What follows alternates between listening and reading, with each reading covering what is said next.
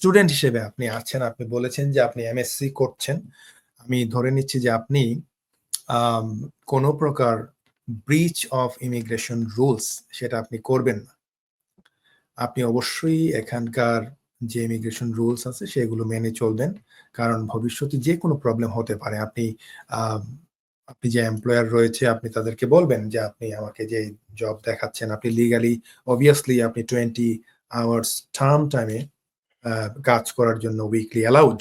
So আপনি যে কাজটা অ্যালাউড লিগালি করার জন্য সেটা কিন্তু আপনার এমপ্লয়ার আপনাকে লিগালি দেখাতে পারে, আপনাকে পেমেন্ট ব্যাংকে করতে পারে। সো আমি আপনাকে শুধু একটা জিনিসই বলব যে কোন প্রকার ইমিগ্রেশন রুলস এর ব্রিচ করবেন না। এমন কোন কাজ করবেন না যেটাকে আপনার ভবিষ্যতে আ ইমিগ্রেশনে বা অন্য কোনো আবেদনের ক্ষেত্রে যেটা বাধা হয়ে দাঁড়ায়।